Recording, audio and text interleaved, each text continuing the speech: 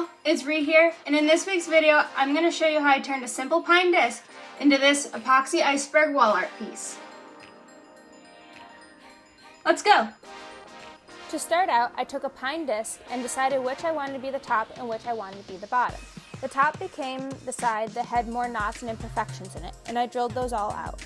I then covered the bottom and any spots that had drilled all the way through with packing tape to form a mold for the epoxy to fill in. I poured a layer of clear epoxy into the bottom to avoid having any bubbles form later on. Because this was a quick set epoxy, I was able to allow that first layer to set up and continue to work with the rest of that mix. I added blue and green metallic dyes to the remaining epoxy to form this blue swirl color, and poured that in on top of the clear layer and into the rest of the holes.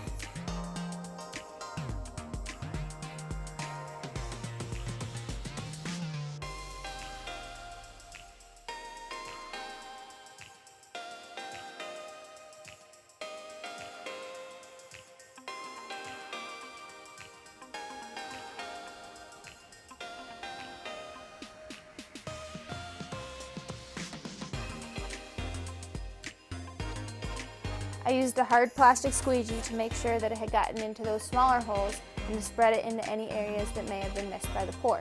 I then poured on the remaining blue epoxy in hopes that it would fill in any voids created by the air bubbles as it cured.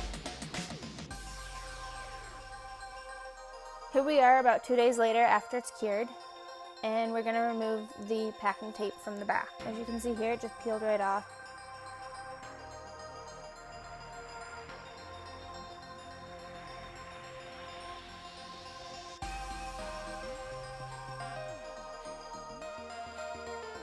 You can see there's a little residue left from the tape because that deeper spot had gotten very hot as it cured. I had used a tabletop epoxy to do this. That was a pretty deep section, so the reaction happened so quickly that it got real hot. If it was a bigger area, I think it probably would have caused a problem, maybe some cracking. But because the diameter of the area was so small, I didn't end up with any problem. Here I've sanded the entire project. You can see some of the drill marks through the epoxy, so I probably either should have initially drilled them a little bit deeper or used a little bit more dye in the epoxy. On the back side here, I'm going to test out my stain. I used a red oak stain. I think that paired nicely with the deep blue color of the epoxy.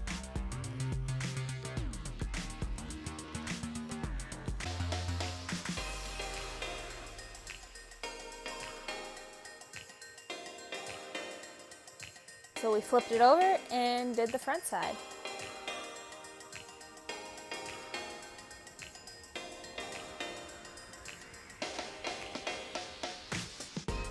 Once I had 2 coats of stain on, I poured on the top coat for the epoxy. This is the first of 2 coats, making sure to get the sides as we go. Once this first coat got tacky, I added a second coat on top so that we'd still have that chemical bond and didn't have to sand between the coats.